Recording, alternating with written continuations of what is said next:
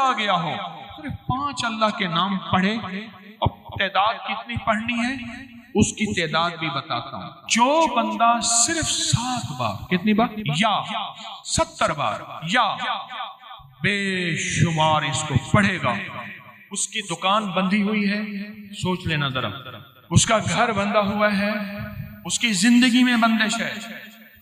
شیخ الحدیث رحمت اللہ علیہ نے ذکر رحمت اللہ علیہ کے پاس بندہ آیا، حضرت کسی نے ہمارے گھڑیال کو باندھ دیا ہے، جو ٹن ٹن کرتا تھا نا گھڑیال پہلے، وہ باندھ دیا ہے، اور ایک بنگالی کی طرف تصور کیا کہ اس کو جادو بہت آتا ہے. حضرت نے فرمایا یہ میری پوسٹ پڑی ہے اکابر پر اعتماد، اس میں دیکھ لینا، کتاب کا حوالہ ہے، مولانا یوسف مطالعہ رحمت اللہ علیہ کا فوت ہو گئے، ان کا حوالہ ہے. فرمایا اس کو دیکھ کے یہ اعمال کرو. کچھ عرصے کے بعد ایک بندہ آیا حضرت شیخ کے پاس، حضرت کسی نے لنگر خانے کا تندور باندھ دیا ہے، تندور میں لکڑیاں ڈالتے ہیں، دھواں چلتا ہے، شعلہ نہیں آتا. حضرت نے فرمایا مٹی کے ڈھیلے، کنکر، فلان چیز لے کے اس پہ دم کر کے تندور میں ڈالو، تندور کھل گیا. اس لیے کہتا ہوں اپنے بڑوں کو پڑھیں، اپنے بڑوں کو پڑھیں. ہمارے بڑوں نے ہمیں زندگی کی بہت ساری راہیں دی ہیں، ان راہوں کی وجہ سے ہم بڑے بڑے شرک اور بدعت اور غیر اللہ سے بچ جائیں گے. جس کی دکان بندی ہوئی ہو، جس کا گھر بندہ ہوا ہو، اور کہتا ہے نیا گھر لیا ہے پر سکون نہیں، پرانا گھر ہے، اس کمرے سے کوئی آوازیں آتی ہیں یا یہاں سے کچھ ہوتا ہے، یا میرے بچے ڈر جاتے ہیں، یا گھر میں بے سکونی ہے، گھر میں میاں آتا ہے تو لڑائی کا طوفان، بیوی آتی ہے تو جھگڑے کا طوفان، بچے آپس میں الجھتے ہیں، ایک دوسرے کو کاٹ کھانے کو دوڑتے ہیں، زندگی میں چین ختم ہو گیا، یا کسی نے مجھ پہ وار کر دیا، یا کوئی جادو جنات کسی نے بھیجا، یا میرے اوپر جادو جنات کی بندشوں کی انتہا ہو گئی. اسے کہہ دیں چپ کر کے نا اللہ کے ان 5 ناموں کو زندگی کا حصہ بنا، ان 5 ناموں. اب وہ 5 نام میرے ساتھ جذبے سے پڑھیں گے. میں چاہتا ہوں، کیوں پڑھا رہا ہوں؟ پتہ ہے کیوں پڑھا رہا ہوں؟ آپ کو کہتے تھے آپ خود پڑھ لیتے. پڑھے لکھے حضرات بیٹھے ماشاءاللہ سارے حضرات، اگر کوئی پڑھے لکھا نہیں ہے تو ایک پل میں اس کو یاد کرنا کوئی مشکل نہیں. اس لیے پڑھا رہا ہوں، کوئی مخلص، کوئی نیک، کوئی صادق، کوئی امین، کوئی سخی، کوئی درویش، کوئی رونے والا. اللہ نے صفات لوگوں میں منتقل کی ہیں اور تقسیم کی ہیں. کسی کے اندر سجدے کا جذبہ، کسی کے اندر خدمت کا جذبہ، کسی کے اندر سخاوت کا جذبہ. کوئی سچا عادل حاکم بیٹھا ہو، کوئی سچا درویش بیٹھا ہو. کسی ایک کی قبول ہوتی ہے تو سب کی قبول ہو جائے. اس لیے میں اجتماعی پڑھاتا ہوں تاکہ ہمیں قبولیت کے دروازے ملیں. آیت خالی جھولی لے کر جائیں گے انشاءاللہ بھری جھولیاں لے کر. وہ میں نہیں دوں گا، میں تو خود منگتا فقیر، میں تو خود منگتا فقیر. تیرے در کا جو بھی فقیر ہے، تیرے در کا جو بھی فقیر ہے، وہی 2 جہاں کا امیر ہے. اسے بادشاہوں سے کیا غرض جو گدا ہے شاہ جہاں ہے. اس لیے میں کہتا ہوں اپنے گھر میں اگر بندش ہے، مشکل ہے، مسائل ہیں، پریشانیاں ہیں، ناکامیاں ہیں، حالات کی سختیاں اور تلخیاں ہیں، آپ کی فیکٹری میں نظر بد ہے، آپ کو نظر بہت لگتی ہے، آپ کے بچوں کو، سب کا تصور کر لیں. کر لیا؟ کر لیا؟ میں کہتا ہوں عجیب چیز ہے، بہت عجیب چیز. آئیں پھر گھر کا تصور، نسلوں کا تصور، کاروبار کا تصور، اپنی ذات کا تصور.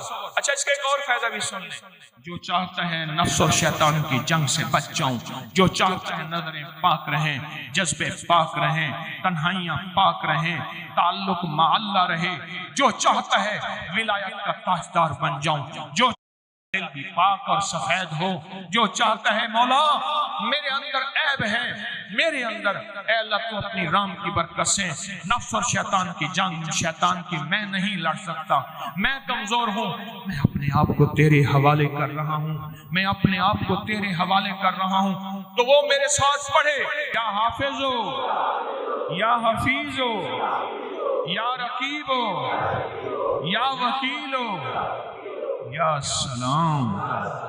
سبحان. یہ اللہ کے 5 نام ہیں.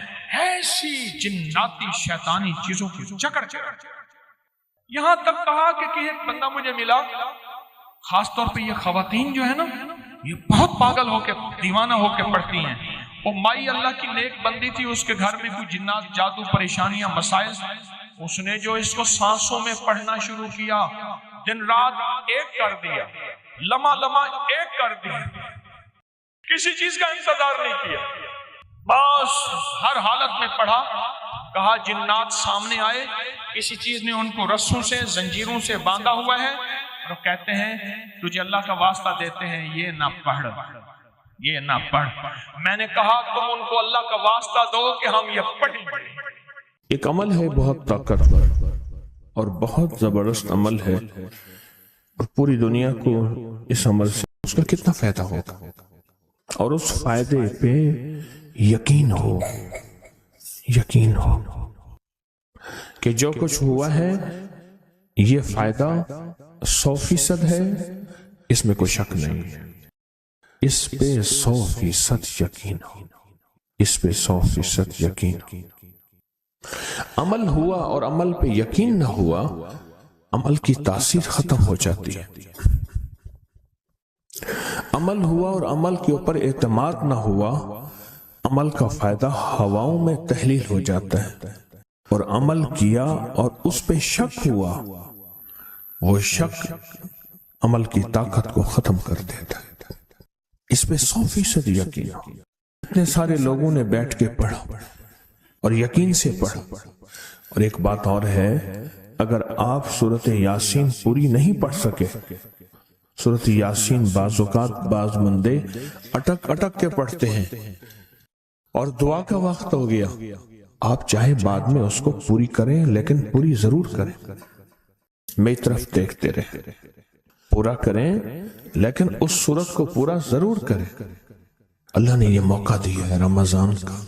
آج پہلا روزہ ہے اور پہلی سحری ہے، اور پہلے روزے اور پہلی سحری میں اتنا طاقتور عمل کیا ہے. اب سوچنا یہ ہے کہ اتنے طاقتور عمل میں نے دعا کون سی مانگی.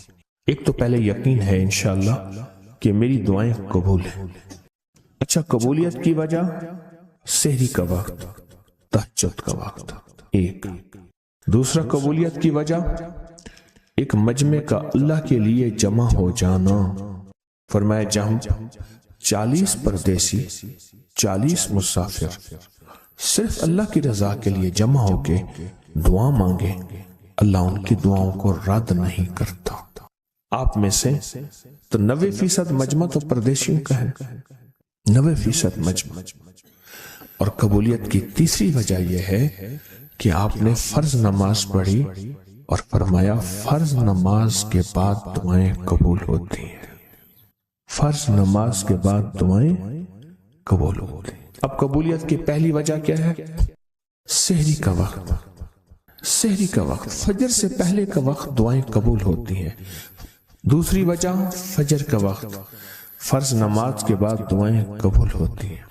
اور تیسری وجہ مسافروں کا مجمع.